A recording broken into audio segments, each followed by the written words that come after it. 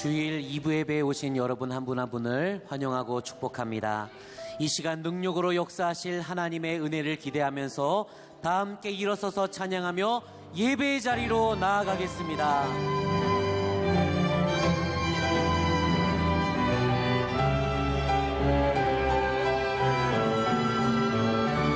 모든 영광과 존귀 찬양과 경배를 돌릴지어다. 모든 영광과 존귀 찬양과 경배를 돌릴지 모든 영광과 존귀 찬양과 경배를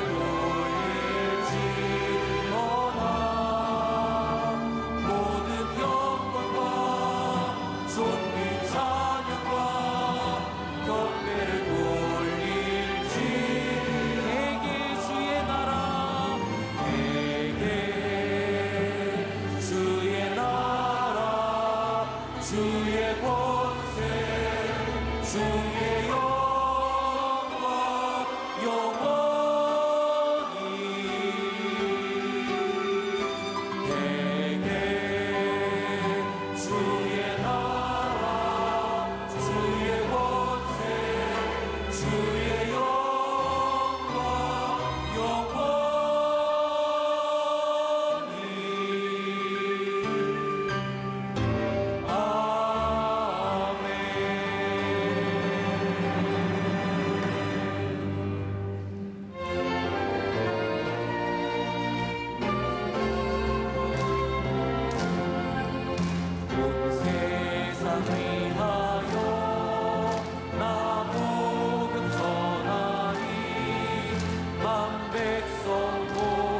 나와서 주 말씀 들으라.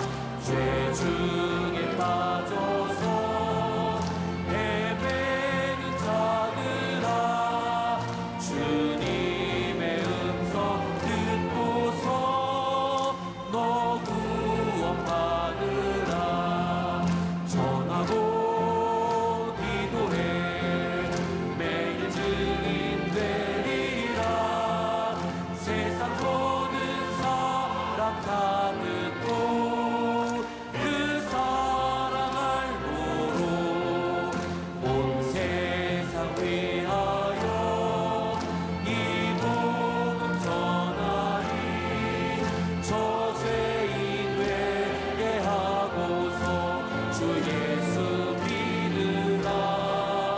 이 세상 구하여 주 돌아가신 것 나 증거하지 않으면 그 사랑 모르리.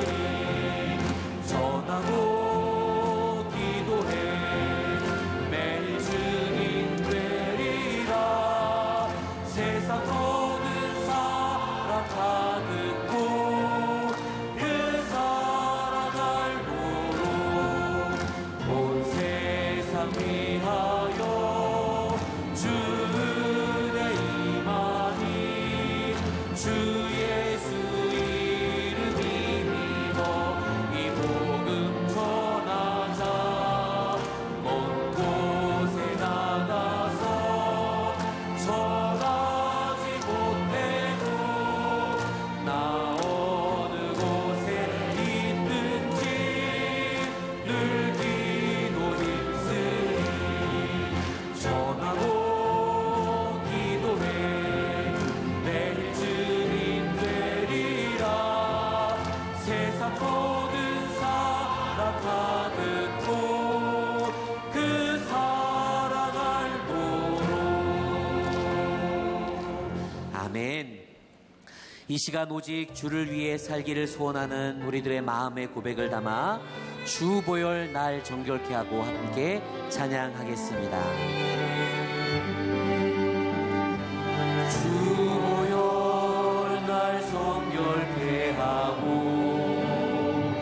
주보혈 날 자유케 하니. 주 앞에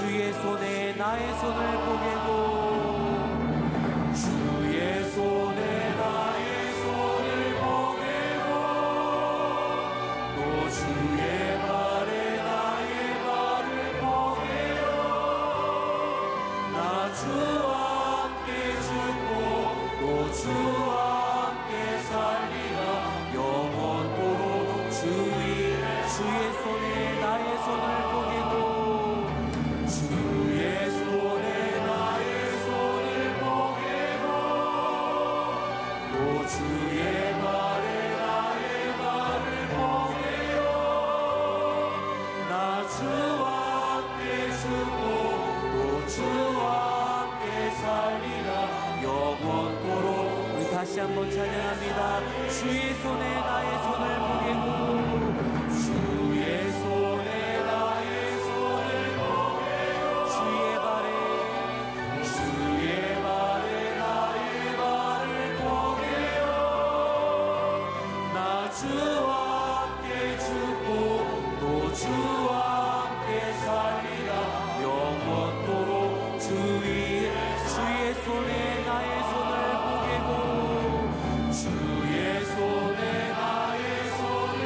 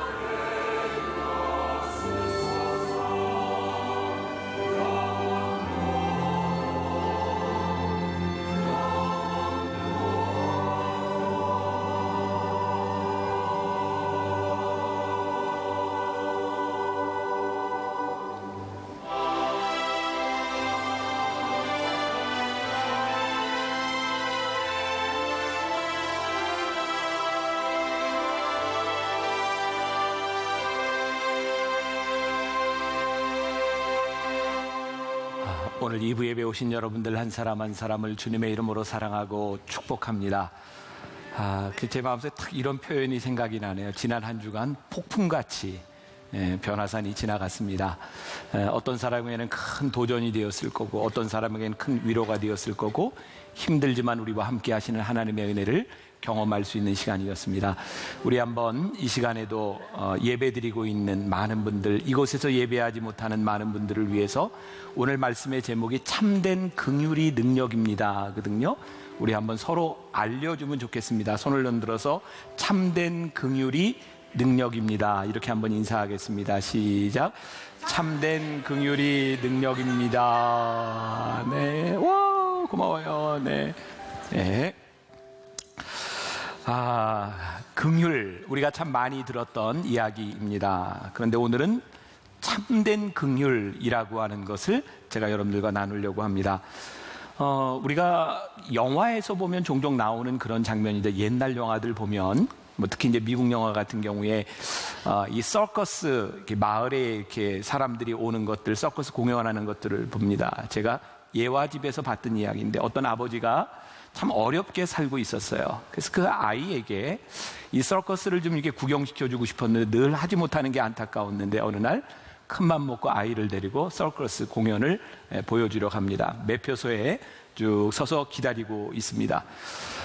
표를 사려고 돈을 이렇게 꺼내보니까 자기가 생각했던 돈을 가지고는 아들 것과 자기 것을 다 살 수가 없어요. 그때 아버지는 이 돈을 가지고 살 수 없는데 이렇게 떨고 있을 때 뒤에 있던 어떤 사람이 아버지의 등을 툭툭 치면서 여기 밑에 보세요, 돈이 떨어졌네요. 그러면서 그 액수만큼의 돈을 줍니다. 많이 들었던 이야기입니다. 아버지는 참 감동합니다. 그리고 돈을 주었던 사람은 그 돈을 아버지의 마음이 상하지 않도록 당신의 돈이 떨어졌네요, 그렇게 돈을 줍니다. 이 이야기를 들으며 우리가 감동스럽게 느끼는 것은 이 사람에게 돈을 주었다, 도움에 대한 이야기가 아니라 그 아버지의 마음을 살폈던 그 마음 때문에 우리는 감동을 받습니다.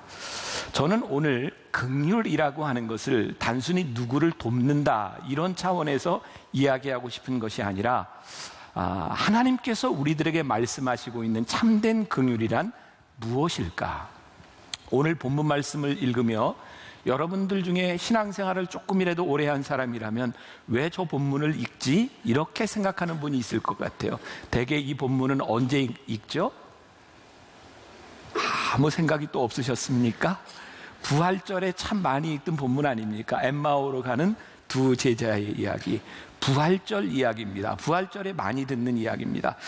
저는 오늘 말씀을 이렇게 준비하다가 이 부활절의 이야기, 그런데 이게 단순한 부활절의 이야기가 아니라 낙심과 괴로움과 아픔 가운데 있었던 두 제자를 만나주셨던 예수님의 긍휼의 이야기로 저에겐 다가왔어요. 오늘 본문 말씀 17절 가운데 예수께서 이르시되 너희가 길 가면서 서로 주고받고 하는 이야기가 무엇이냐 하시니 두 사람이 슬픈 빛을 띠고 머물러 서더라. 슬픈 빛을 띠고 머물러 서더라. 여기 슬픔이라고 하는 말이 영어 단어로 보면은 영어 성경에 downcast라고 이렇게 표현이 되어 있더라고요. 자신감을 잃은 사람, 소망을 잃은 사람, 그래서 영적으로 침체되어 있는 상황, 누군가의 도움이 필요한, 어쩌면 오늘 우리가 직면하고 있는 상황일지도 모릅니다. 오늘 본문 말씀을 제가 13절부터 이렇게 시작을 했는데 13절은 이렇게 시작하죠. 그날이 언제냐면 예수님께서 부활하신 날입니다. 그런데 엠마오로 내려가고 있었던 이 두 제자는 예수님이 부활하신 소식을 모르고 있었습니다. 그들이 알고 있는 것은 예수님이 십자가에 달리셔서 죽으셨다. 14절에 보면 그들이 그날에 엠마오로 내려가면서 이 모든 된 일을 서로 이야기하더라 라고 되어 있습니다. 부활의 소식을 모르는 이 사람들의 하는 이야기는 어떤 이야기였을까요? 절망의 이야기였을 것입니다. 우리가 예수님께 우리의 인생을 걸었는데 예수님이 돌아가셨어, 십자가에 달려 돌아가셨어, 희망이 없는 이야기들을 하고 있었습니다. 그런데 이 절망의 이야기를 하고 있는 이들에게 예수님이 다가가셨죠. 15절 16절에 그들이 서로 이야기하며 문의할 때에 예수께서 가까이 이르러 그들과 동행하시나 그들의 눈이 가리워져서 그인 줄 알아보지 못하거늘. 이 말씀 부분에서 조금 이해되지 않는 부분이 있습니다. 예수님께서 부활하셔서 다운캐스트, 슬픔 가운데 있는 그들에게 다가가셨는데 예수님은 왜 이들에게 야 내가 부활했어, 내가 여기 있어 라고 빨리 알려주시지 않고 그냥 예수님은 그들과 동행하고 계셨을까요? 제가 종종 여러분들에게 그런 말씀드리죠. 우리들이 성경을 읽을 때 우리들의 상상력, 그 상황들을 우리들이 보는 것이 필요하다. 이건 저의 상상력입니다. 예수님께서 그들에게 부활의 소식을 전해주시지 않고 그들과 함께 그저 동행하신 이유는 무엇일까? 이렇게 묵상을 해보니 예수님에게는 그들에게 기쁜 소식을 전해주는 것보다 그들 마음 가운데 있었던 상처를 치유하시고자 하는 마음이 있었던 것 같아요. 그래, 너희가 참 힘들지. 너희들의 아픈 이야기들, 그것을 딱 가로막고 내가 부활했어 이것이 아니라 그들이 가지고 있는 모든 상처의 이야기들을 내어놓을 수 있도록 예수님은 그들과 동행하고 계셨어요. 저는 우리들이 긍휼이라고 하는 말을 참 쉽게 한다고 생각하거든요. 긍휼을 우리는 누군가를 돕는 것이라고만 생각하기 때문입니다. 그런데 예수님의 모습을 보면서 예수님이 우리들에게 말씀하시는 긍휼이란 단순히 누군가를 돕는 것이 아니라 그들과 함께 하려는 마음이 있지 않으면 우리의 긍휼은 참된 긍휼이 될 수 없을 수도 있구나라는 생각을 하게 돼요. 오늘 제가 긍휼이라고 하는 말 앞에 참된이라고 하는 말을 붙였어요. 그리고 참된 긍휼이 참된 능력이 될 수 있다. 그 말은 거짓된 긍휼도 있다는 거죠. 여러분, 거짓된 긍휼이라고 하는 것, 저는 이게 뭐 나쁜 긍휼 이런 걸 이야기하는 것이 아니라 긍휼의 잘못된 방식이 있을 수 있겠다. 근데 예수님의 마음을 보니까 예수님은 그 두 제자에 대한 마음을 배려하는 그 예수님의 모습이 나타나고 있는 거예요. 우리들은 흔히 긍휼을 이렇게 착각할 때도 있는 것 같아요.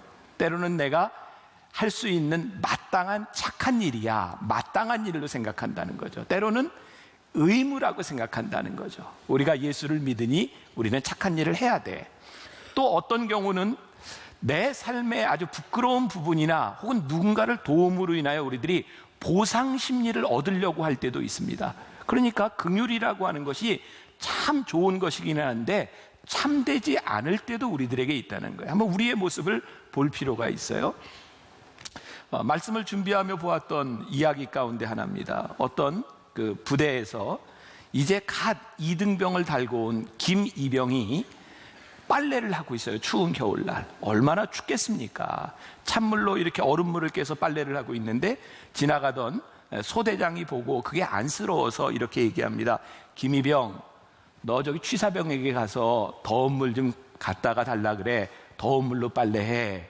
얼마나 고마워요. 김이병이 취사병에게 가서 더운 물 좀 주세요. 그랬다가 뒤지게 혼나는 겁니다. 이놈이 빠져가지고 이병이 무슨, 그래서 그냥 쿠사리를 먹고 와서 빨래를 또 하고 있는 거예요. 근데 거기를 지나가고 있던 중대장이 그 모습을 봅니다. 김이병, 너 저 취사병한테 가서 더운 물 좀 가져다 빨래해. 춥잖아.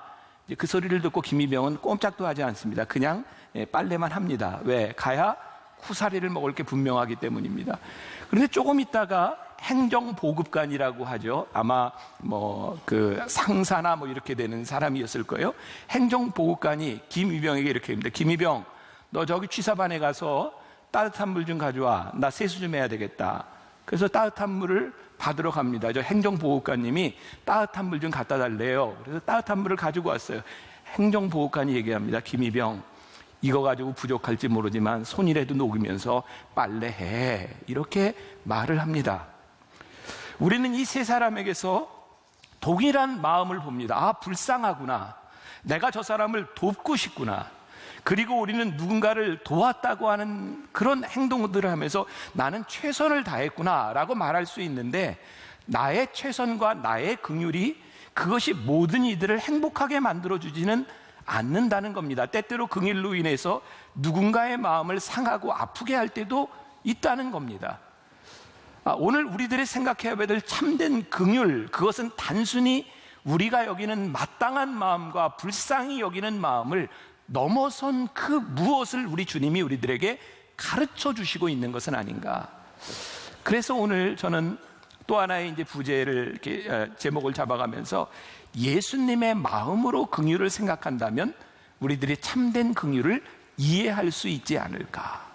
그리고 오늘 새벽에 저는 또 어머니 기도실에서 이렇게 적었어요. 와, 예수님은 진짜 사람 마음을 읽는 챔피언이다. 그러니까 예수님이 만나셨던 사람들을 보면 예수님은 단순히 긍휼의 마음을 넘어선 그들의 마음들을 보시는 능력이 있었던 것 같아요. 우리가 예수님처럼 능력 있는 사람들은 아니지만 예수님을 닮아가려고 하는 마음들이 우리들에게 필요하지 않을까. 자, 그래서 30절과 31절 보니까 뚝 떼놓고 30절에 보니까 그들과 함께 음식 잡수실 때에 떡을 가지사 축사하시고 떼어 그들에게 주시니 그들의 눈이 밝아져 그인 줄 알아보더니 예수는 그들에게 보이지 아니하시는지라.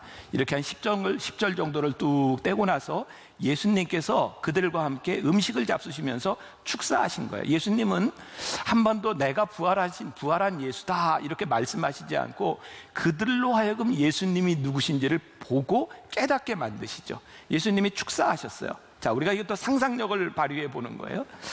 예수님의 많은 제자들이 예수님을 따랐을 때 어떤 예수님의 모습을 보고 예수님을 따랐을까? 많은 사람들은 오병이어의 기적을 일으키시는 예수님, 그리고 나는 생명의 떡이다 라고 하는 말씀을 듣고 예수님을 따라갔던 사람들 중에 이들도 하나였을지도 몰라요. 그게 상상력입니다.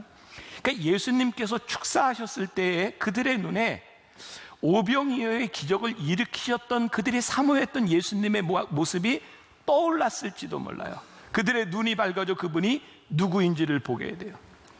예수님께서는요, 긍휼의 마음을 가지고 기쁘게 야 내가 나야 라고 말씀하시기보다는 그들의 눈이 밝아지도록 도와주고 계셨어요. 저는 이 부분에서 이런 생각을 합니다. 긍휼은 단순히 한 번 받는 것으로 끝나는 것도 아니고 우리들이 누군가의 긍휼을 받고 우리들이 누군가에게 긍휼을 줄 때 그 긍휼이 고리가 되어서 사명으로 사역으로 연결되어 가는, 단순히 슬픔이 사라지는 것뿐만이 아니라 우리들의 삶에서 사명이 회복되는 일까지 나아갈 수 있을 때 그것이 우리들에게 일어나는 긍휼의 참된 능력의 역사는 아닐까. 그래서 우리들이 긍휼을 생각할 때 보편적인 우리들의 생각, 우리들이 할 수 있는 것을 한번 뛰어넘는 그런 긍휼을 우리들이 생각할 수는 없을까? 얼마 전에도 한번 소개했던 책인데 시애틀에 권준 목사님이 쓴 교회만 다니지 말고 교회가 되어라 라고 하는 책에 그 목사님 교인 이야기가 나옵니다. 한 교인이요, 식당을 운영하면서 작은 식당을 운영하는데 늘 어려운 사람들을 돕는 것을 즐겨하는 분입니다. 그분의 마음 가운데, 그의 사역 가운데 늘 보기 좋은 긍휼함이 있었대요. 하루는 이런 이야기를 합니다. 노숙자가 들어와서 음식을 만들어 주었답니다. 근데 노숙자가 그것을 받아가다가 바닥에 떨어뜨린 거예요. 노숙자는 당황해서 그 음식을 줍는 겁니다. 그러니까 주인이 이 교인이 못 죽게 하는 거예요. 줍지 마세요. 괜찮아요. 줍지 마세요. 그랬더니 막 뿌리치고 줍는 거예요. 왜? 그거를라도 줍지 않으면 먹지 못할 것 같으니까. 주인이 이야기합니다. 괜찮아요. 조금만 기다리세요. 제가 다시 만들어 드릴게요. 그제서야 그 사람이 멈췄답니다. 이 교인이 다시 새로운 음식을 가지고 대접을 할 때 그 사람이 너무너무 기뻐하더랍니다. 아무것도 아닌 것 같은 내용이에요. 그런데 저는 그런 생각을 해요.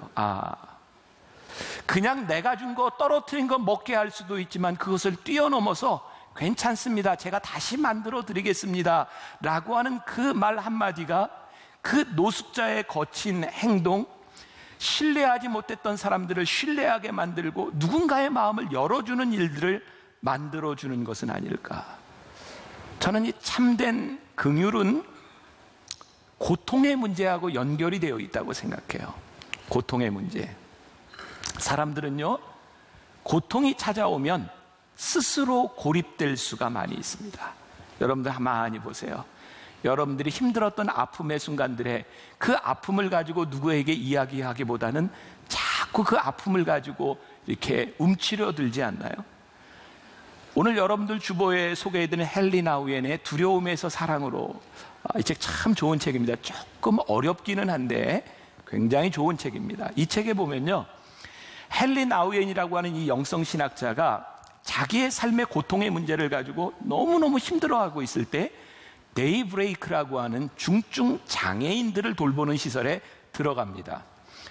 그리고요, 그곳에서 자기가 돌봐야 됐던 중증 장애인을 바라보며 그가 깨닫게 된 것이 있습니다. 내가 받는 아픔보다 더 많은 아픔을 당하고 있는 우리의 지체가 있구나. 그게 그의 고통의 문제를 해결해 줍니다. 해결해 줬다고 하는 것은 그에게 고통이 없어진 것이 아니라 이 고통은 우리 모두가 함께하고 있는 것이구나. 그 공동체성을 발견하게 됩니다. 그리고 헨리 나우엔은 이렇게 말을 합니다. 고통이 나의 문제가 아니라 우리의 문제라고 하는 것을 깨닫게 되었을 때 우리는 이 고통의 문제를 함께 싸워서 이겨야 될 용기를 가지게 되는 것이다. 오늘 제가 여러분들과 조금 힘든 이야기를 할지 모르겠어요. 제가 준비된 설교가 아니기 때문입니다. 어제 저녁에 저희 가정은 지금은 저희 딸과 제 아내와 저 셋밖에 없습니다. 많이 울었어요, 저희 가족이. 29년 동안 장애를 가졌던 우리 딸내미가 정말 아픈 마음을 이야기했어요. 아빠, 왜 나는 늘 우리 식구하고 달라야 됐어요? 나는 왜 우리 식구처럼 똑똑하지 못하고, 왜 우리 식구처럼 나는 이렇게 다른 것 하지 못하고 왜 이렇게 힘들어야 됐어요? 저는 우리 딸아이를 보면서 우리 딸아이가 힘들고 장애를 가진 것은 분명한데 다른 아이들처럼 키우고 싶었어요. 그래서 아이에게 참 많이 혼냈던 것 같아요. 아니야, 너도 할 수 있어. 우리 아이가 요즘 정말 많이 좋아졌습니다. 너무너무 좋아졌어요. 29년 만에 처음으로 우리 딸아이가 자기가 살아가는 삶에 대한 의욕도 가지고 목표도 생기고 열심히 말씀 공부하고 정말 저희 가정에 너무너무 행복해요. 저희 아이가 장애를 가지고 있지만 저기 복지관에 가서 봉사를 합니다. 한 번은 우리 아이가 너무 화가 났어요. 막 너무너무 분노해가지고 왔어요. 거기 왔던 어떤 분이 그 장애 아이들을 보면서 너희들은 이것도 이해를 못해. 그렇게 그 이야기를 듣고 우리 딸아이가 너무너무 화가 난 거예요. 어떻게 이해를 하는데. 그런데 제 아이가 그런 말을 하는 거예요, 어제. 아빠, 제가 너무너무 좋아지는데요, 겁나고 두려운 게 있는데 제가 이렇게 좋아져서 정상이 되면 제가 장애를 가진 아이들 마음을 이해하지 못할까 봐 겁나요. 아빠, 제가 진짜 나아야 되는 거예요? 긍휼, 그 마음이 우리들에게 함께 와지는 것인데 우리들이 그 마음을 이해하지 못하면서 우리는 누군가를 위로하려고 할 때가 참 많았던 것 같아요. 제가 요 근래 들어서 우리 딸에게 미안하다는 얘기를 참 많이 합니다. 아빠가 참 미안하다. 아빠를 용서해라. 너에게 상처 준 거 있으면 아빠를 용서해라. 그리고 예진아, 네 기억 속에서 아빠 엄마가 힘들게 한 것 있으면 그것보다 아빠 엄마가 너를 얼마나 사랑했는지 그 마음을 좀 이해했으면 좋겠다. 근데 제가 이렇게 바뀌게 된 이유가 하나 있어요. 우리 딸아이를 보면서요, 우리 딸아이가 얼마나 힘들었는지를 생각하기보다는 우리 아이가 그냥 잘 되기를 바랬어요. 근데 요즘 우리 딸아이를 보면서 제가 제일 많이 하는 얘기예요. 그래, 힘들었겠구나. 예진아, 얼마나 힘들었니? 사람들이 너에게 그런 말을 할 때 네가 얼마나 힘들었니? 근데 네가 그렇게 사람들에게 아픔을 당할 때 아빠와 엄마는 더 힘들었어. 네가 아픔을 당할 때 엄마 아빠는 더 아팠어. 근데 참 신기한 게요, 그 아픔 가운데서 저희 가정이 이렇게 회복돼 가는 거예요. 지금도 저희 가정 참 힘듭니다. 우리 아이의 아픔을 다 이해할 수도 없고요. 그 아이가 29년을 살아오면서 사람들에게 당했던 그 어려움들을 제가 다 느낄 수도 없어요. 근데 하나님께서 저에게 깨닫게 하시는 마음이, 그래, 아팠구나, 많이 힘들었구나, 그 마음을 자꾸 품어주게 하세요.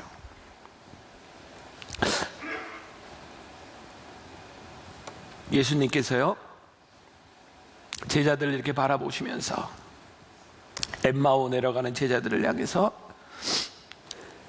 누가복음 24장 25절에 보니까 이렇게 말씀하세요. 이르시되 미련하고 선지자들의 말한 것을 마음에 더디 믿는 자들이요. 미련하다 이런 말을 하세요. 근데요, 이 말이요, 이 바보 같은 놈아 이런 얘기가 아니에요. 여기에서 미련한 자여라고 하는 말은요, 그들을 바라보며, 아이고 이 바보 같은 놈아, 네가 그것도 모르니? 이 바보 같은 놈아, 네가 이제 이 두려움에서 네가 뛰쳐 나와야 되지 않겠니? 그렇게 그 제자들을 향해 말씀하고 계신 거예요. 예수님은요, 그 제자들을 향해서, 야 이놈들아, 내가 너희들에게 그렇게 이야기했는데 아직도 그걸 모르니? 네가 이것쯤은 알아야 되지 않겠니? 네가 이제 이런 믿음쯤은 가져야 되지 않겠니? 그렇게 말씀하시는 것이 아니라, 그래, 너희들이 지금 내려오는 동안 내가 십자가에 못 박혔다는 이야기를 듣고 너희들이 참 아프고 힘들었구나. 그리고 그들의 이야기를 다 들어주셨어요. 다 들어주셨어요. 그리고 이 바보 같은 놈아, 이제는 네가 슬퍼하지 않았으면 좋겠다. 이제는 네가 그렇게 살아가지 않았으면 좋겠다. 누군가의 고통이 우리들에게서 느껴지기 시작해야 그 아픔이 우리들에게서 함께 고백되기 시작할 때, 그때 긍휼이 시작되는 것인데, 우리는 누군가를 가르치려 하고 누군가를 도우려 하고 그렇게 살아갈 때가 참 많았구나. 예수님께서 제자들을 그렇게 부르셨던 것처럼 이 교회를 예수님께서 우리들에게 부르신 이유, 그 교회에 대한 정체성은 무엇일까? 어쩌면 하나님은 우리 교회에 대해서 누구를 도와라 이렇게 말씀하시지 않을 것 같아요. 이렇게 말씀하실 것 같아요. 이 세상에 고통을 당하고 힘들어하는 사람을 통해서 너희의 마음을 열어라. 그들에게 있어지는 그 모든 일들이 너희의 마음으로 느껴질 수 있도록 너희의 마음을 열어라. 저 유럽의 난민들, 자유를 찾아서 배를 타고 가다가 빠져 죽는 그 사람들을 바라보며 그들이 불쌍하다, 왜 저런 일이 일어났는가가 아니라 그들의 죽음을 바라보며 우리의 마음이 아파야, 에이즈로 죽어가는 사람들을 보며 어떻게 살았길래 그런 병에 걸렸느냐고 그들에게 우리들이 손가락질을 하는 것보다 그들이 아픔 가운데 죽어가는 모습을 바라보며 우리의 마음도 아파야 우리의 마음이 열려지고 우리들이 고통을 함께 할 수 있을 텐데, 우리들은 그저 누구를 도와야 된다는 생각만으로, 우리들에게 돈이 있다는 것만으로 그렇게 생각하는 것은 아닌가. 우리 선교팀들하고 함께 지난해 네팔에 갔을 때예요. 진짜 네팔, 제가 가본 나라 중에 지진 이후에 진짜 못 사는 나라고 어려운 나라더라고요. 상하수도 시설에서부터 세상에 어떤 도로에서부터 도대체 이게 사람이 살 수 있는 환경이 아닌 거예요. 도대체 이 나라는 왜 이렇게 못 사는가? 저희들이 차를 타고 가면서 계속 그런 이야기를 했어요. 네팔에 대한 여러 가지 이야기를 듣다 보니 그 네팔이라고 하는 나라가 인도라고 하는 큰 나라와 마주서서 큰 댐을 만들어 놓고 물이 있음에도 불구하고 인도 사람들이 그것을 통제하는 것 때문에 물을 쓰지 못하는 나라고, 그 높은 산으로 막혀 있는 그 나라가 큰 나라 중국과 접경을 같이 하고 있으므로 그들이 아무것도 할 수 없는 나라고, 그리고 네팔에 있는 그 어린아이들이 인도로 다른 나라로 이렇게 성적인 놀이개로 팔려갈 수밖에 없는 그 나라를 바라보며 우리 팀들이 그런 이야기를 하기 시작했어요. 그들이 못 사는 나라에 대한 것이 아니라 이들에게 우리들이 우물 돋아줘야 되고, 우리나라에게 있었던 새마을 운동도 우리들이 할 수 있고, 우리가 할 수 있는 일은 무엇인가, 이슬로 하여금 우리들이 교육을 받게 할 수 있는 일들은 무엇인가, 그들이 당하고 있는 아픔들이 우리들의 마음 가운데서 같이 느껴지기 시작할 때 우리들이 할 일들이 보여지더라고요. 하나님께서 오늘 우리들에게 주시는 참 많은 일들 가운데 단순히 누군가를 불쌍히 여기라고 하는 마음이 아니라, 그들이 당하고 있는 고통들이 우리들 가운데 들어오기 시작할 때 그 긍휼을 통하여 우리들에게 고리를 만들고, 긍휼을 경험한 사람들이 그들의 삶을 사명으로 바꿀 수 있는 일들이 무엇인가. 오늘 예수님의 제자들을 바라보니까 예수님께서 내가 부활했다, 너희들을 용서했다, 이런 이야기가 아니라 그들의 마음속에 상처가 치유되고 부활하신 예수님을 바라보게 될 때 그들이 왠지 마음이 뜨거워져서 다시 예루살렘을 향하여 그들이 올라가기 시작해요. 여러분들과 함께 영상을 하나 보려고 합니다. 태국에서 만든 영상인데 참 어떻게 이렇게 영상을 잘 만들 수 있을까라는 생각이 들어요. 긍휼의 고리라는 것을 생각하면서 한번 보았으면 좋겠습니다.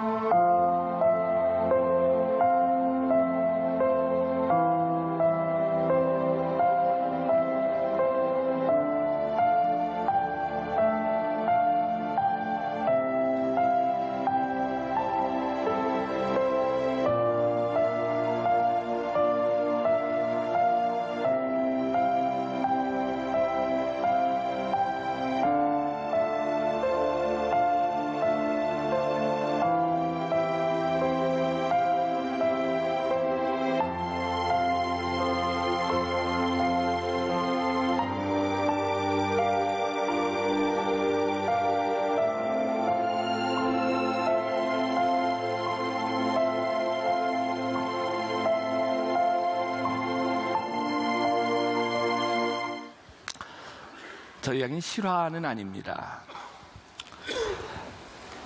여러분들 어떻게 보았는지 모르지만 뒷부분에 보면 사진들이 있는데 의사가 된 저 아이가 아마 여러 가지 봉사활동을 하고 있는 그런 모습인 것 같아요. 물건을 훔치고 약국에서 진통제를 훔쳐가는 아이를 통해서 우리는 분명히 이야기할 수 있습니다. 너 도둑놈이야. 너 잘못했어. 그 아이의 마음과 형편이 보이지 않으면 우리는 얼마든지 정죄하고 혼낼 수 있으면 그것은 공의입니다. 저는 참된 긍휼이요, 그 아이가 누군가인지 모르지만 그의 엄마인지 아빠인지를 위해서 약을 훔칠 수밖에 없었던 그 아이의 마음이 느껴졌을 때, 이렇게 긍휼로 느껴졌을 때 그 아이를 도왔던 그 한 사람의 마음이 긍휼의 고리를 만들어내는 거예요. 제가 여러분들 구분 짓고자 하는 거예요. 만일 우리가 이 교회를 바라보면서 하나님, 우리 교회를 아름답게 성장시켜 주시고 이렇게 좋은 자원들을 허락하셔서 누군가를 돕는 교회로 쓰임받게 하여 주십시오.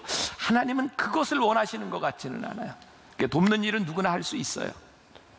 그리고 또 여러분들이 기도하면서 여러분들의 사업, 여러분들의 비즈니스를 놓고 하나님, 제 사업을 축복하셔서 이 땅 위에 살아가는 동안 누군가를 돕는 일을 위해 우리 기업이 제가 쓰임받을 수 있도록 도와주세요, 이렇게 기도할 수 있습니다.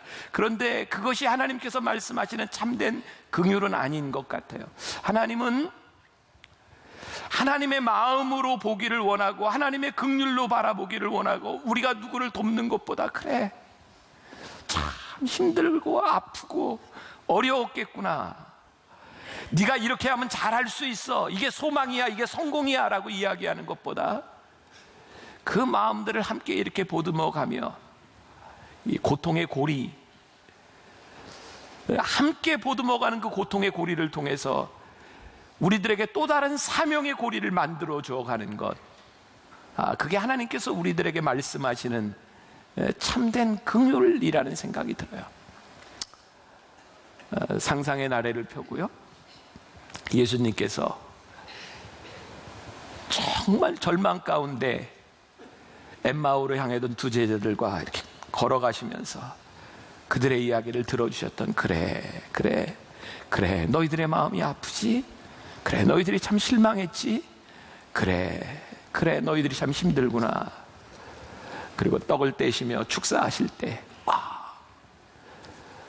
우리의 마음을 다 알고 계시는 주님, 왜 우리의 마음이 뜨거워졌는지 우리가 예루살렘을 향해 다시 올라갑니다.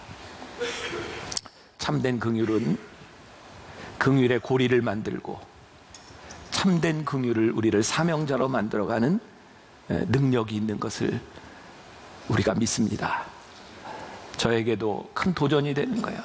하나님, 교회가 교회의 성공을 자랑하거나 우리 성도들이 우리의 성공을 자랑하는 것이 아니라 우리 가운데 주시는 하나님의 마음, 함께하는 마음을 가지고 그 마음으로 참된 긍휼의 공동체를 만들어갈 수 있는 하나님의 사람들이 되게 하여 주옵소서.